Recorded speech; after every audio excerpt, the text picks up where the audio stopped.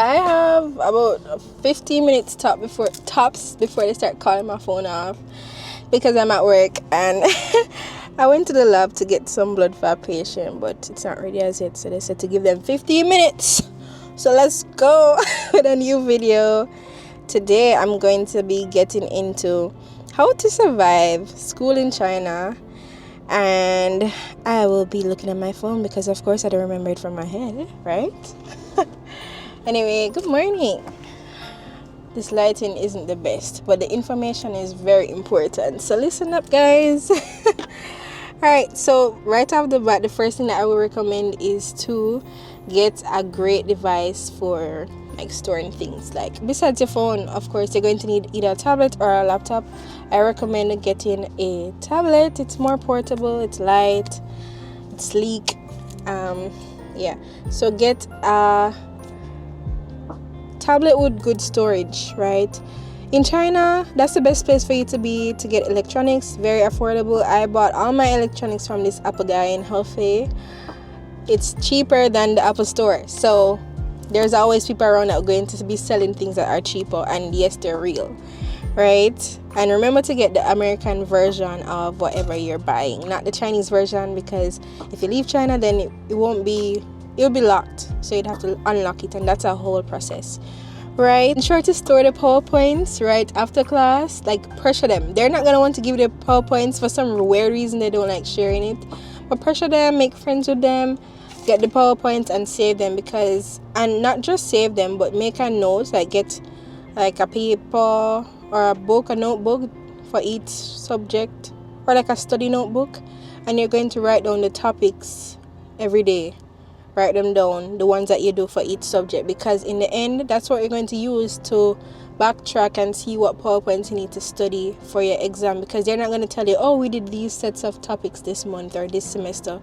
You're going to have to just search for it. So it's just best to prepare from the start by writing down the names of the PowerPoints that they teach you from every day, because those are the PowerPoints that you're going to need to pull at the end of the year for exams. Okay, Chinese class. I have a love-hate relationship with Chinese class because it was very informative and it was very fun at first, and then after a while it just became a chore. And I started not liking it. But I would suggest doing the homework, or at least starting the homework from in class, right? At least put aside like 15 minutes and do the homework, especially if it's like a writing Chinese characters. That's very easy. Usually you get like a few words and you have to write it out like 10 times. Do that as soon as you get it out of the way, because if you leave it till the end, it's going to be very annoying. You're not going to want to do it. Oh, this is very important. So you're going to have to go with the mindset that if you're not understanding anything in class, you're just going to have to teach yourself. That's the reality of China, because not only is their English not great, they don't know how to explain things. Well, majority of them. You'll have a few Chinese teachers that are actually really great at explaining medical information, but for the most part, they're not. And so you're just going to have to teach yourself. Use YouTube. YouTube was the biggest help for me. I use YouTube for everything, even though. And watch as much videos as possible, repetitively, if that's the type of learner you are, right? And I would say don't waste your time. So for personally, when I was in class and I wasn't understanding, I left. Like, if I realized that this lecturer is not doing it for me, but now I understand my attention span is gone, I left. I went on the road, I did what I had to do. I went to the park, I enjoyed myself, and I come back home and I teach myself, and it was great. I wouldn't recommend just sitting in the class wasting your time. If you can do something else in the meantime, do it. Don't waste your time on anything, right? Next up, I would say talk with the locals and explore. That's big for me because that's how I improved my Chinese listening. So you have this exam called HSK that most people have to do anyway. It's a Chinese test, so it's like reading, writing, listening. and speaking. So those are the reading, writing, listening, speaking. Yeah, those are the 4 components of the exam. And so for the listening aspect, I got really good because at least on both of the exams, because I took it 2 times because I failed the first time, I did really well on listening because I was always talking to people and locals, and yeah, your listening skills will improve. Even if your speaking won't, at least the listening will, and that's a big thing. Next tip for classes is that anything that they tend to stress in class comes on the exam most of the times. Like they'll be like, oh, the mitochondria is the powerhouse of the cell.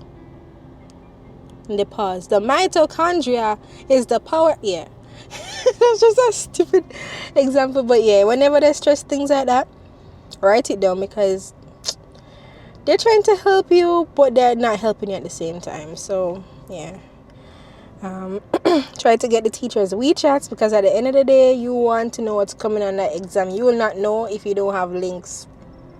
And that's just the reality of it. Reality of life overall. You're not gonna get nowhere without links. Or if you get you're gonna get somewhere, but it's gonna take you longer than if you did have the links from day one. So friend them genuinely. But obviously you want to know what's up with the exam list. You want to know what kind of questions are gonna come. You're going to want to know which teacher is setting what part of the exam. Yeah. And get as many past papers from the older students as possible, and from early on before they leave school, because every year around like July, by the time you're watching this, they would have already left to come back home to Jamaica or any other country to do their final years. So I would say do that, get the past papers them and the reviews, because that's that the Anhui especially and China, they're hardworking but them lazy. They're going to repeat those questions most of the time. They're going to repeat the question them. So that those questions are coming from the reviews. Be on your class counselor's good side. They're very petty, and I realize people of authority, like those type of figures, they're kind of mean. They're kind of come off harsh sometimes. Like how they speak in China. They speak like they're shouting at you, but I realize that sometimes they're just, that's how Chinese is. So like it sound rough, but they're not talk rough to them in a rough. So yeah, be as respectful as you can. Trust me, these people are big on respect, even though they can disrespect you, which I don't understand. But yeah, be on your good side. Trust me, it gets you far. It gets you so far. And try to participate in as much activities as possible. Why I said this, at my school they have a scholarship that's given out every year to the students that perform high in the class, but it's not just based on performance. It's based on like how well you participate, the activities that you do. And they have a group chat, and the teachers will be like, okay, the next activity is to go to Huangshan. I need 10 volunteers, and people are like people are saying me, be in that me's, okay, because those are what it gives you scholarship points, and that's how that boosts your chance of getting a scholarship. So definitely participate as much as they can, beg them. Yeah. And it's honestly enjoyment, because like honestly, if I didn't go on those trips, I would have never been to Huangshan. I wouldn't have never gone to those places. It added to my life, not just the scholarship points. You can get the scholarship, but if you fail a subject, you drop off of the scholarship, and so you have to work twice as hard to get it back the next year or the year after, because more likely you get it the year after, not the following year, because your grades will drop. So, and then those people will be way above you in terms of like ranking, so it takes a while to get back. I fell off twice, I think, or 2 times, but I got it 2 times too. So you can be on it and you can fall off. So just keep that in mind. Also on these like trips that you go on, the things that you participate in, take pictures of them, take pictures of yourself, screenshot the fact that you said me in that group chat, because at the end of the day they're going to ask you, okay, for the year 2025, who participated in the activities. They don't keep a check, you have to keep a check, and they fact check it. So write it down in notes. I still have my list of things that I did. I have pictures, I have screenshots, I have everything. Then can't tell me something never did there. They could not tell me that I didn't participate, because I did. There is a proof. And I have videos. I literally vlog everything. So like they they can't say I wasn't like involved or anything. And it's good to find like an outlet, especially in med school and being away from home. Like, you need an outlet, you need some form of enjoyment. You can't just be locked up in your room all day, right? So mine was art, and I loved exploring. So I'd go out and find new cafes every day or every week. I'd ride around and try to memorize the place. I'd make new friends and locals. Most of the time I was by myself, and so it's very easy to make friends because Chinese people are a bit more shy, like how I am, and they won't approach you in groups unless they're like extroverted, which is kind of rare. But yeah, make friends. Find your like enjoyment. There are a lot of gyms, and there's a lot of like art groups and culture groups and cooking and like random activities. It's really easy to find something. But you have to force yourself to go out there, put yourself out there, because if not, then how are you going to be exposed to all these wonderful things that you're seeing, And there's a point in time where I actually was depressed. I was depressed. And some people use that term lightly, I don't. If you ever feel this way, if you go to the school that I went to, there's a hospital down the road. It's a mental health hospital, basically, and that's where I went.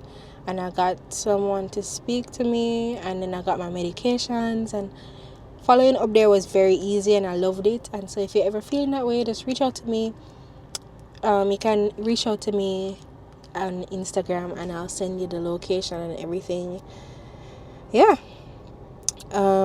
Try to get along with your classmates, because at the end of the day, you're going to see these people again, especially if you're from Jamaica. If you're not, maybe not, but you'll have to work with people like them forever, as long as you're working in life, as long as you're living. So it's good to get to know them. My class started off really rocky. We didn't like each other at all, and I kind of kept to myself. I was just like very wary of people until like a couple months later. Then when everybody had their solid friend groups, I didn't have a solid friend group, because I was like just hiding away from people, just trying to watch them and see what they were like. So, you can do that as well, but try to work with them. Towards the end, we became close-knitted, like we're family now. I love my class so much, and I work with them to this day, some of them. So that just goes to show you that you're going to see these people again. Yeah, and roommate problems will arise, okay? I mean, probably not big. Sometimes it's really big problems, and then sometimes it's small. Like my roommate and I, we started off really good, and then our relationship went to shit, and then it picked up now, and that's my girl. I love her so much. Like Akila, I love her. But our relationship wasn't always that way, and so you have to kind of work through. Living with somebody is different from like being friends with them or seeing them on the road, and so you have to really work through all these things. Also, this one is a big one. I got this advice from my cousin, because she was already at the school. She's a year above me. Don't sleep with your friends. Don't sleep with anybody, period, unless you're sure that this is the right person for you, or whatever. You're in a committed relationship.